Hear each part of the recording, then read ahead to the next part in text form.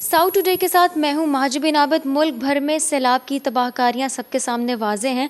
जहां पर हुकूमत और समाजी तंजीमें अपना किरदार अदा करती नज़र आ रही हैं, वहां पर एजुकेशनल इंस्टीट्यूशंस ने भी अपना रोल प्ले किया है। यहां पर मेरे साथ मौजूद हैं vice chancellor Mohammad Nawaz Sharif university of agriculture professor doctor Asif Ali sahab. इनसे जानेंगे कि यूनिवर्सिटी का कितना किरदार रहा, स्टूडेंट्स ने क्या किरदार अदा किया, रिलीफ कैंप्स कायम किए, और इसके बाद इनसे ये भी जानना चाहेंगे कि एग्रीकल्चर सेक्टर को जितना इम्पैक्ट पड़ा है, एग्रीकल्चर सेक्टर जितनी बुरी तरीके से मुतासिर हुआ है हमारा, आगे क्या समझते हैं कि मुस्तकबिल में कैसे इसको स्टेबलाइज़ किया जा सकता है।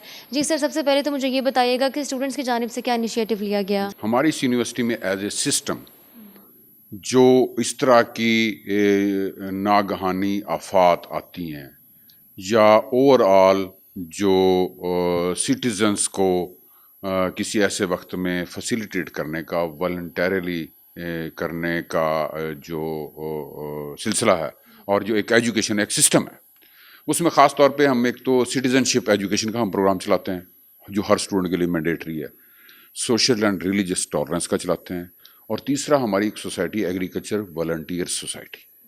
तो उसमें हमने एक एनवायरनमेंट क्रिएट कर रखा है कि जी ड्यूरिंग जितने साल भी वो पढ़ते हैं तो इन पे स्पेशल फोकस करते हैं। तो जब इस तरह का कोई मौका आए तो हमें ऑलरेडी एक सिस्टम बना हुआ, उसको हम फटाफट मोबिलाइज कर देते हैं। तो इमीडिएट मोबिलाइजेशन के थ्रू हमने जो मुजफ्फरगढ़ में और डीजी खां में मुख्तलिफ मौज़ूआत में काम किया, और उसके बाद फिर अब स्पेशल एरिया हमने फोकस किया विडोर का एरिया, जो विडोर रोद कोई है, चोटी ज़ीरी के पास, और थोड़ा रिमोट है, शहर से दूर है। जो शहर के साथ साथ होते हैं वहाँ तो हर कोई पहुँच जाता है जिसकी एक्सेस हो, लेकिन रिमोट एरिया में पहुंचना थोड़ा सा डिफ़िकल्ट होता है। उसमें हमने 3 तरह की मेजर सर्विसेज की, और हमारे पास बहुत सारे डोनर्स मौजूद हैं जिन्होंने हेल्प की। अदर दैन यूनिवर्सिटी के स्टूडेंट्स ने खुद से फ़ंड मोबिलाइज़ किए। हमारे जो यूनिवर्सिटी एम्प्लॉइज़ हैं उन्होंने 15% अपनी जो सैलरी है वो उसमें कंट्रीब्यूट की। सो उसमें हमने एक तो ह्यूमैनिटेरियन असिस्टेंस, सबसे पहला स्टेप ये था कि हमने पैकेजेस बनाए और वो लेके गए हुए। अब भी हमारी टीम इस वक्त वहाँ पे मौजूद है। पब्लिक हेल्थ, उसमें जो बीमारियाँ, हमारे पास पब्लिक हेल्थ की एक सोसाइटी है बाकायदा, तो हमें लोगों ने डोनेट की हैं, दवाइयाँ शवाइयाँ भी डोनेट की हैं। उसकी न्यूट्रिशन मैनेजमेंट का भी है, उस पर ख़ास तौर पे हमारा फोकस है।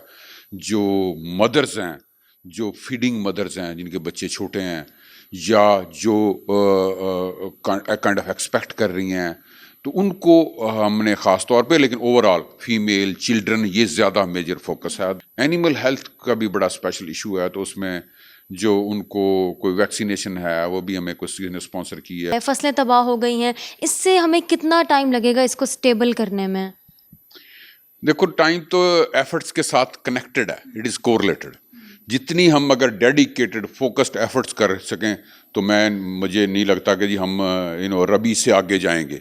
तो रबी की क्रॉप में, क्योंकि हमारे पास पिछले एक्सपीरियंसेस हैं, तो पिछली दफ़ा 2010 में फ्लड आया वो भी इसी इंटेंसिटी का था, ख़ास तौर पे ये 18,000 एकड़, ये चिनाब और सिंध के दरमियान का जो एरिया था हमारा मुजफ्फरगढ़ का, तो उसमें भी रिकवरी फास्ट हो सकती है अगर डेडिकेटेड एफर्ट्स हों। बहुत शुक्रिया।